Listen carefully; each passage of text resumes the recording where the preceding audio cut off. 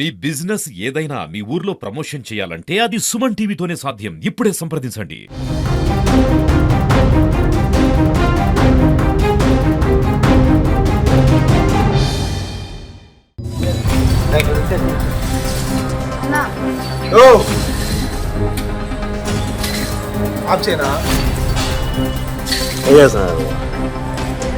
ఏం చేస్తున్నాను నేనేం చేయలేనా ఈ వీక్ సంకల్పం చేస్తాను.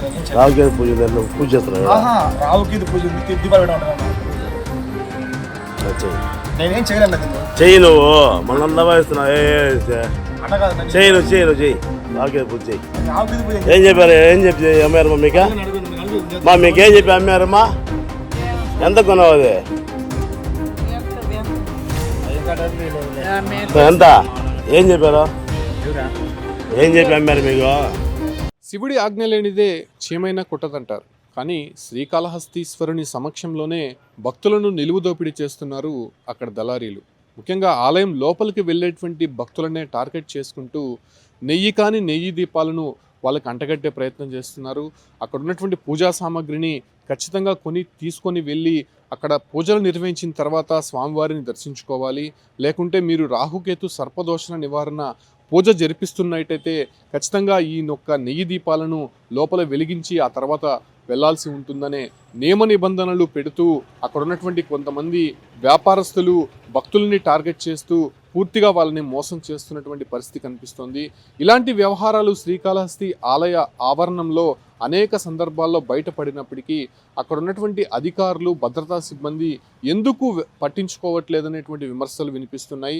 ముఖ్యంగా అక్కడికి వచ్చేటువంటి భక్తులను వాళ్ళ అవసరాలను వాళ్ళ భక్తి శ్రద్ధలను ఆసరాగా చేసుకొని ఈ ఒక్క నిలువు దోపిడీ అనేది చేస్తున్నారు. అసలు శ్రీకాళహస్తి ఆలయం లోపల దీపాలు వెలిగించడం కానీ లేకపోతే ఉపాలయాల్లో అర్చనలు చేయడం కానీ ఎక్కడా కూడా కనిపించదు. కాకపోతే వీళ్ళే కొత్త నిబంధన పెడతారు. అక్కడ వచ్చేటువంటి భక్తులని టార్గెట్ చేస్తూ పూజల పేరుతో మోసం చేస్తున్నటువంటి వ్యవహారం బయటపడింది. మనం ఒక సందర్భంలో చూడొచ్చు, అక్కడ ఉన్నటువంటి ఒక అర్చకుడు భక్తులని పూర్తిగా కూడా మోసం చేస్తూ ఒక ఉపాలయంలో కూర్చొని అక్కడ ఆయన పూజలు చేస్తున్నటువంటి వ్యవహారం వీడియో తీసినటువంటి సందర్భం మనకు కనిపిస్తోంది. సో అంటే అక్కడ ఉన్నటువంటి అర్చకులు కింద పనిచేసేటువంటి పరిచారకులు అంటారు. అంటే వీళ్ళు అక్కడ చేసేటువంటి విధులు ఏవైతే ఉంటాయో కేవలం భక్తులు వచ్చేటువంటి వారికి విభూది కుంకుమ పసుపు ఇవ్వడము, దాంతోపాటు కూడా ప్రసాదాలు భక్తులకు అందించడం, ఇలాంటి పనులు మాత్రమే అక్కడ వాళ్ళు చేయాల్సి ఉంటుంది. కాకపోతే అక్కడ ఉన్నటువంటి ఉపాలయాల్లో వీళ్ళు కూర్చొని బయట అమ్మేటువంటి నెయ్యి దీపాలు అక్కడ వెలిగించాలని, లేకపోతే వాళ్ళు ఇచ్చినటువంటి పూజా సామాగ్రిని తమకు తెచ్చిస్తే పూజలు నిర్వహించిన తర్వాత మీరు వెళ్ళి దర్శనం చేసుకోవాలి, లేకపోతే ఆ ఒక్క పూజ అయిన తర్వాత రాహుకేతు సర్పదోషణ నివారణ పూజలు చేయాలని చెప్పి వాళ్ళని నమ్మపలుకుతూ పూర్తిగా కూడా మోసం చేసి డబ్బులు వసూలు చేస్తున్నటువంటి వ్యవహారం బయటపడింది.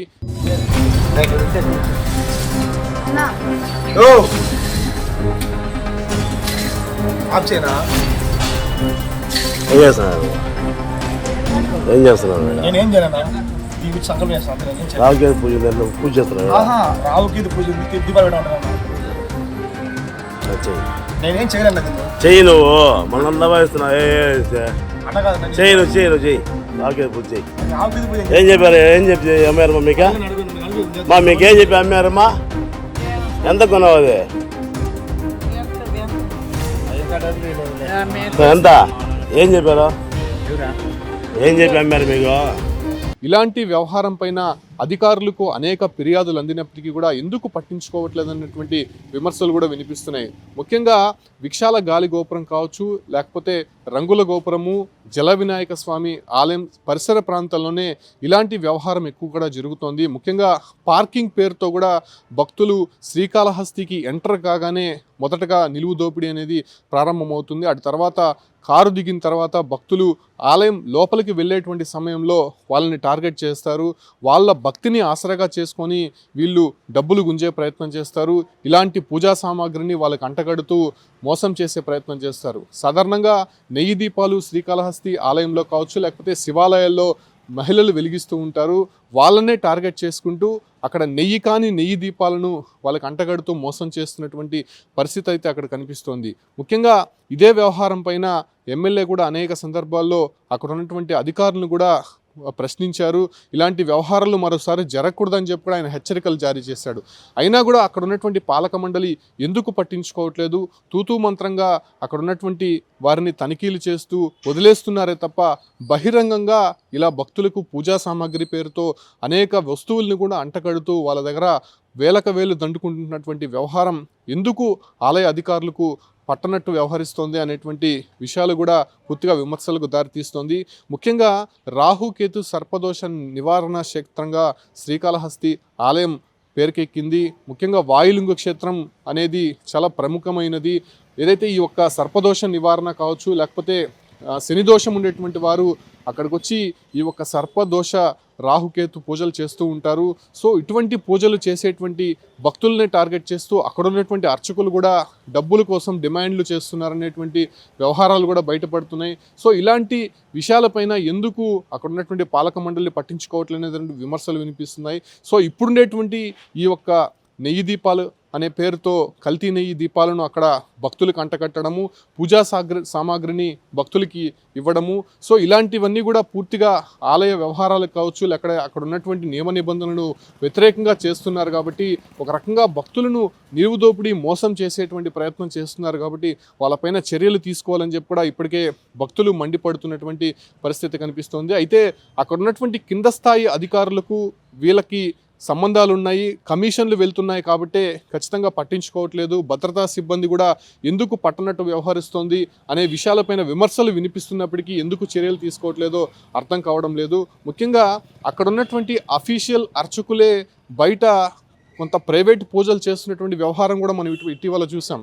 ఎందుకంటే ఒక సెలబ్రిటీకి సంబంధించి స్థానికంగా ఉన్నటువంటి ఒక రాఘవేంద్ర స్వామి ఆలయంలో పూజలు నిర్వహించడము అటువంటి కూడా పూర్తిగా విరుద్ధం. సో ఆలయ సాంప్రదాయాలకు సంబంధించి పూర్తిగా వాళ్ళకు విఘాతాలు కలిగిస్తూ దానికి వ్యతిరేకంగా వ్యవహరిస్తున్నటువంటి వారిని ఎందుకు చర్యలు తీసుకోవట్లేదనే విషయాలు కూడా ఇప్పటికే బయటపడుతున్నటువంటి నేపథ్యంలోనే ముఖ్యంగా భక్తులు అంటే సామాన్య భక్తులు వచ్చేటువంటి వారిని టార్గెట్ చేస్తున్నటువంటి ఇటువంటి దళారీలు, అదే రకంగానే కల్తీ నెయ్యి పేరుతో నెయ్యి దీపాలు అమ్మేటువంటి వారు, ఇక్కడ పూజా సామాగ్రి అమ్మేటువంటి వారు, లేకపోతే అక్కడ పరిచారకులుగా పేరు పొందినటువంటి కొంతమంది ఇక్కడ ఉపాలయాల్లో పూజలు చేస్తూ భక్తులని దోపిడీ చేస్తున్నటువంటి వారిపైన చర్యలు ఇప్పటికైనా తీసుకోవాల్సి ఉంది. ఎందుకంటే అక్కడ ఉన్నటువంటి ఆలయ ప్రతిష్టను కావచ్చు, లేకపోతే ఎంతగానో భక్తిభావంతో అక్కడ ఉన్నటువంటి సమస్యలు కావచ్చు, లేకపోతే వాళ్ళకు ఉన్నటువంటి దోషాలు తొలగించుకోవడానికి ఆలయానికి వస్తే అక్కడ ఉన్నటువంటి భక్తులు పూర్తిగా కూడా నిలువు దోపిడీకి గురవుతున్నటువంటి సందర్భాలు కనిపిస్తున్నాయి. కాబట్టి ఇప్పటికైనా సరే అక్కడ ఉన్నటువంటి వారు